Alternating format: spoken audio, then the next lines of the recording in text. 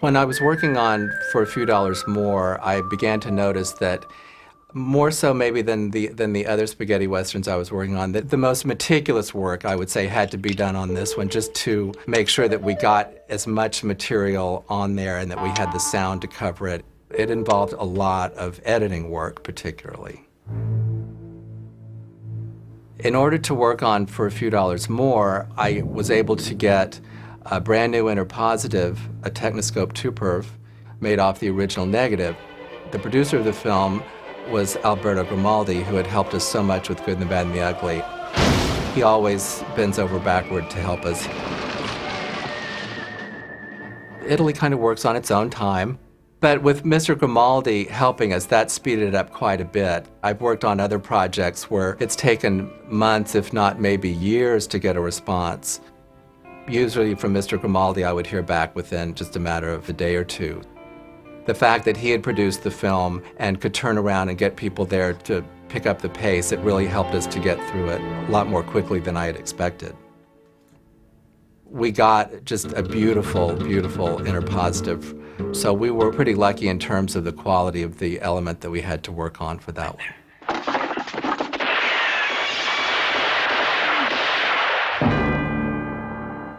When you're working with the Technoscope format, you have to be very careful in converting it to a 4-frame format because the Technoscope element actually has extra frames at the beginning and end of each shot.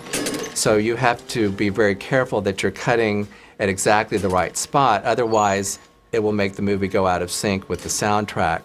Someone has to know what he's doing, and fortunately the people at Triage are experienced in using the Technoscope format, so we didn't have that problem. They've robbed the bank at Santa Cruz! Follow me! When it came to working on the sound for A Few Dollars More, it was the hardest of these 4 westerns to work with because we had the fewest available elements to work from. I think we only had one complete set of a comp, which is the dialogue, the music and effects all together on one track. That was mono. The other elements were incomplete, so we just had to get them all together and just try to make the best of what we had, and it turned out really well. I have to say Intersound did a great job of stereoizing it and making everything sound great. For the restoration of For a Few Dollars More, for the theatrical prints and the DVD, we tried to match the Italian version as closely as possible. Sometimes when there was no dialogue, it was easier because we had music and effects that we could take from the Italian version and insert it where we needed it. But that was only a few seconds or so here and there. There isn't an extra scene, a complete scene or something like we had for Good, the Bad, and the Ugly, where there were whole scenes taken out.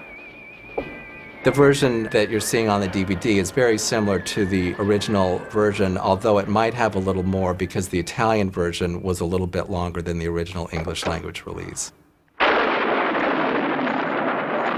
By the time I finished working on For a Few Dollars More, I'd have to say that of all the films, it was the one that I was the most surprised that it came out so well, because we were so limited in our elements, particularly with the sound. When it was done, it looked beautiful and it sounded so great that it was a big relief, and I was very, very happy.